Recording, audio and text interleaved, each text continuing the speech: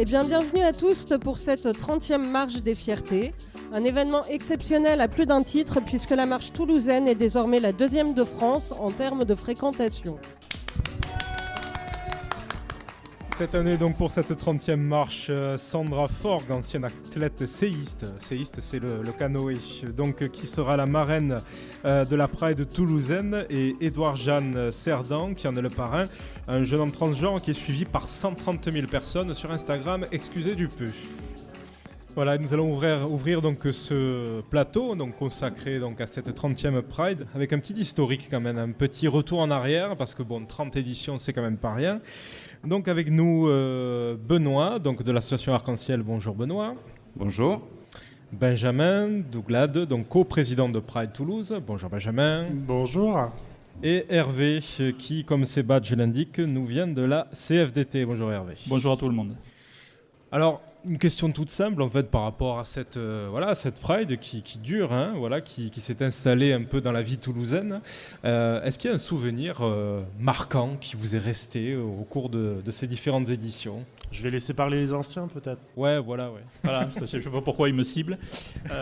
Donc oui, pour moi, ce qui a été marquant, oui, c'est la période Covid évidemment, qui fait que pendant l'année Covid, on n'a pas fait la marche et l'année d'après, on a fait une marche au mois d'octobre. Donc forcément, c'est toujours très surprenant une marche des fiertés au mois d'octobre, puisque le mois des fiertés, c'est le mois de juin généralement. Eh bien, finalement, on a eu un très gros succès, avec énormément de monde. Et parce qu'en fait, l'avantage du mois d'octobre, c'est que les étudiants ont repris les cours, les étudiants, les collégiens, lycéens, etc., qui quand même représentent une bonne quantité de personnes qui viennent sur la Pride. Il n'y a pas que ça, mais c'est vrai que ces personnes-là en font partie. Et c'est vrai qu'on a vu un beau succès. Nous, c'est vrai qu'organisation professionnelle CFDT, on se pose toujours la question de savoir ce qu'on fait là. Mais en fait, ça fait déjà plus de 10 ans qu'on participe au Pride à Toulouse et au plan national aussi. Et c'est dans notre rôle de défendre les discriminations. Et les discriminations LGBT en font partie.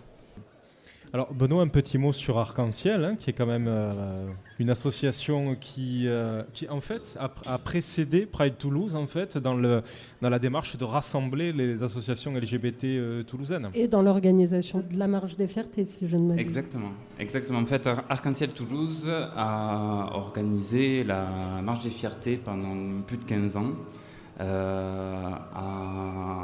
A donné naissance, si je puis dire, aussi à l'association Pride, puisque en fait la commission qui organisait la marche des fiertés au sein d'Arc-en-Ciel a pris de l'ampleur, a grossi, et tout comme une autre des commissions quelques années auparavant a pris son envol en tant qu'association et est devenue Pride Toulouse. Et aujourd'hui, c'est pour moi non seulement un honneur, mais une fierté de me retrouver à côté de Pride et de se dire qu'on est là aujourd'hui pour les 30 ans de la marche, pour saluer un bout d'histoire qui représente énormément pour le collège associatif, pour la ville de Toulouse et pour la communauté LGBTQI.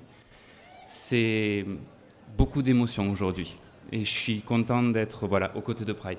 En somme, Arc-en-Ciel, c'était une espèce de pouponnière donc pour les assos LGBT de Toulouse. C'est ça, il faut le dire quand même, c'est que la marche aujourd'hui telle qu'elle est, elle ne serait rien sans l'association Arc-en-Ciel qui a fait quand même beaucoup du travail en amont et que en fait Pride n'a fait que reprendre par derrière à assurer la continuité. Mais l'essentiel a été monté par l'association Arc-en-Ciel dans les années les plus difficiles pour faire accepter cet événement-là auprès de tous.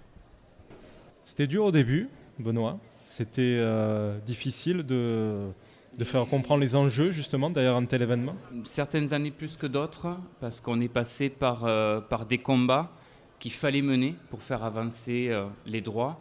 Et il y a des années où effectivement on a senti la marche plus importante peut-être et plus impactante que d'autres.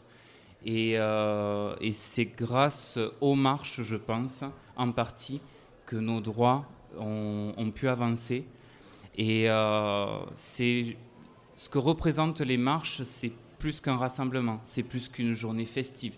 C'est une journée où on dit on est là, on existe et on est fier d'être comme on est. On ne demande rien d'autre, de pouvoir simplement vivre comme on est. Et ce combat, c'est peut-être une phrase toute simple, mais ce combat, à Toulouse, ça fait 30 ans qu'on le mène. Et aujourd'hui, si on peut défiler comme on va le faire, c'est parce que ça fait 30 ans qu'on le mène. Eh bien, je pense qu'on peut vous dire merci pour tout ce monde qui est ici, voilà, qui est là donc pour cette 30e marche des fiertés. Hervé, oui, à votre tour un peu, encore. Privilège de l'âge.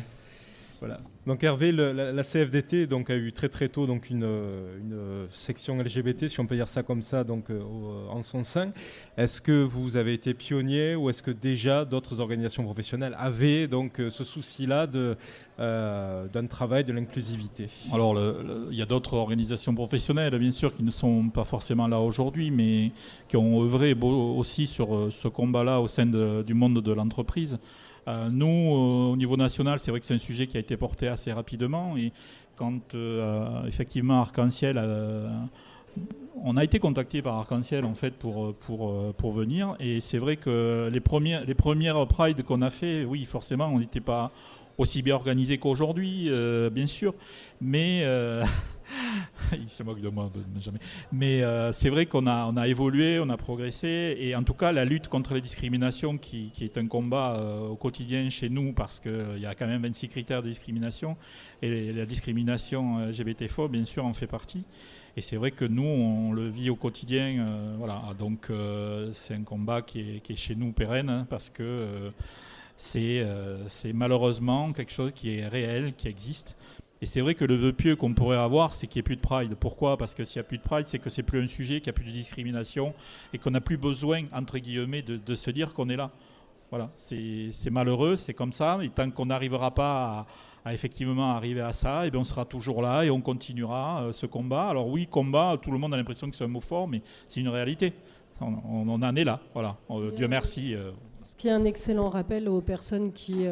sur les réseaux sociaux, posent régulièrement la question de « mais pourquoi il n'y a pas d'hétéro-pride dans ces conditions ?» Voilà exactement pourquoi. Aujourd'hui, être sur la place du Capitole, avoir ce village des associations, avoir cette exposition, c'est un symbole fort ? C'est un symbole primordial, c'est cette place du Capitole, cette place symbolique, gagnée de haute lutte par mes prédécesseurs, au bout de quelques années quand même. Il n'y a rien de plus visible que la place du Capitole à Toulouse et il n'y a rien de plus symbolique que la place du Capitole à Toulouse. Donc il faut qu'on soit là, on restera, on occupera la place, il n'y a aucun souci sur ça. Et on l'occupera encore tant qu'il le faudra pour visibiliser à la fois nos actions, les actions de toutes les associations, le soutien de nos partenaires, des collectivités. C'est vraiment un symbole important, cette place-là. Oui, Benoît, un dernier mot ?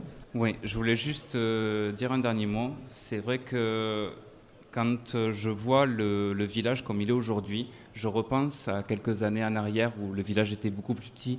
Parce que si le village est comme ça aujourd'hui, c'est aussi parce que le nombre d'associations et les couleurs qu'elles représentent ont augmenté.